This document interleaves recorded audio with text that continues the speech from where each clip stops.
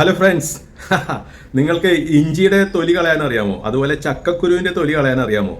എത്ര പേർക്ക് അറിയാം? എന്നാൽ ഞാൻ അതിശയിച്ചു പോയി. എൻ്റെ ഒരു സുഹൃത്തിൻ്റെ വീട്ടിൽ പോയി, ചാലക്കുടിയിൽ.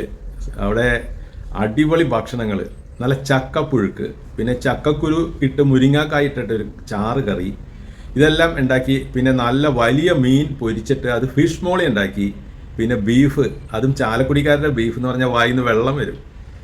അങ്ങനെ കുറേ സാധനങ്ങൾ. പിന്നെ നല്ലൊന്നും അന്നേരം അവരുടെ വീട്ടിലുണ്ടായ വെണ്ടക്കാക്കറി, അങ്ങനെ പലതും കഴിച്ചിട്ട് അതിശയിച്ചിട്ടാണ് ഞാൻ തിരിച്ചു പോകുന്നത്. ഇത് പറയാൻ കാര്യം, നിങ്ങൾക്ക് എത്ര പേർക്ക് ഇഞ്ചിയുടെ തൊലി കളയാൻ അറിയാം?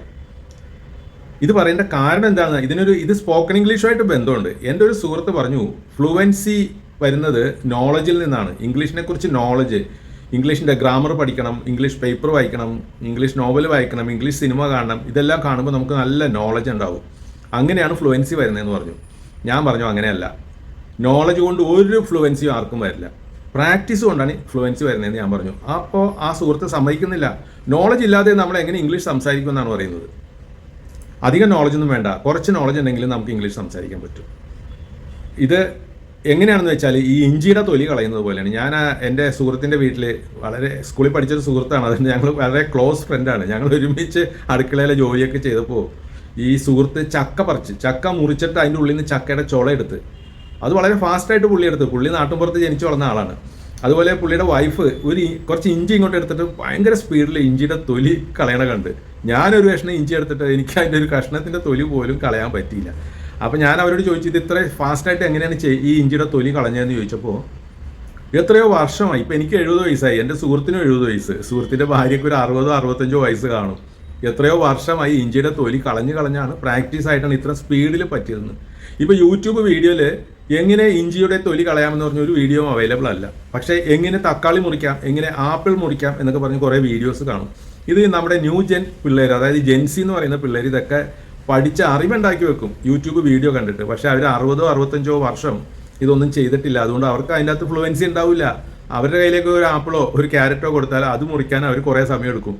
പക്ഷേ നമ്മുടെ ഈ ചേച്ചി ഉണ്ടല്ലോ, എൻ്റെ ഫ്രണ്ടിൻ്റെ വൈഫ്, അവർ നിമിഷ നേരം കൊണ്ട് ആപ്പിളായാലും ക്യാരറ്റ് ആയാലും ഇഞ്ചി ആയാലും ചേനയായാലും കാച്ചിൽ എന്ന് പറഞ്ഞൊരു സാധനമുണ്ട്, അതിൻ്റെ തൊലിയൊക്കെ കളയണമെങ്കിൽ എന്ത് പാടാന്നറിയാമോ. പക്ഷേ ഈ 60-65 വർഷം പ്രാക്ടീസ് ചെയ്തിട്ടുള്ള ആൾ പുഷ്പം പോലെ കാച്ചിലിൻ്റെയും ഇഞ്ചിയുടെയും എല്ലാം തൊലി കളയും.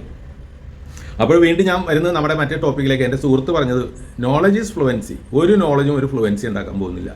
ഇത്രയധികം നോളജ് ഉണ്ടാക്കിയിട്ടും നിങ്ങൾ ഇംഗ്ലീഷിൻ്റെ കാര്യമാണ് ഞാൻ പറയുന്നത്. നിങ്ങൾ ഇംഗ്ലീഷ് സംസാരിച്ച് ഫ്ലുവൻ്റ് ആയാൽ ഈ ഇഞ്ചിയുടെയും കാച്ചിലിൻ്റെയൊക്കെ തൊലി ചക്കക്കുരുവിൻ്റെയൊക്കെ തൊലി കളയുന്ന പോലെ നിങ്ങൾക്ക് ഈസി ആയിട്ട് സംസാരിക്കാൻ പറ്റും. അതുകൊണ്ട് നിങ്ങൾ പ്രാക്ടീസ് ചെയ്യുക.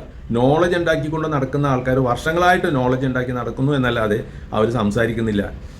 BA ഇംഗ്ലീഷും MA ഇംഗ്ലീഷും പഠിച്ചിട്ട് സ്കൂളിലെ ഇംഗ്ലീഷ് ടീച്ചറായിട്ട് റിട്ടയർ ചെയ്ത ആൾക്കാർക്കും പലർക്കും സംസാരിക്കാൻ പറ്റുന്നില്ല. അവർക്ക് നാണക്കേടാണ് അത്.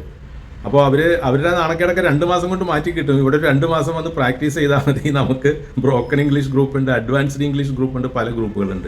ഈ ഗ്രൂപ്പുകളിൽ വന്നിട്ട് ഒരു 1-2 മാസം ഇഞ്ചിയുടെ തൊലി കളഞ്ഞാൽ മതി. ഇഞ്ചി ഈസി ആയിട്ട് നിങ്ങൾക്ക് കറി വെക്കാൻ പറ്റും. അതുകൊണ്ട് നിങ്ങൾക്ക് ഈ പ്രാക്ടീസ് വേണമെങ്കിൽ നമ്മുടെ ബ്രോക്കൺ ഇംഗ്ലീഷ് ഗ്രൂപ്പിൽ ചേരുക, അഡ്വാൻസ്ഡ് ബ്രോക്കൺ ഇംഗ്ലീഷിൽ ചേരുക. പിന്നെയും വേറെയും കുറേ അഡ്വാൻസ്ഡ് ഗ്രൂപ്പുകളുണ്ട്, അതിലൊന്ന് ചേർന്നോളൂ. നിങ്ങൾക്ക് പ്രാക്ടീസ് ചെയ്യാം. Practice is fluency. ഫൈനലായിട്ട് എനിക്ക് അതാണ് പറയാനുള്ളത്. പ്രാക്ടീസ് ഈസ് ഫ്ലുവൻസി, അല്ലാതെ നോളജ് ഈസ് ഫ്ലുവൻസി എന്ന് പറയുന്നതിൽ ഒരു അർത്ഥവുമില്ല.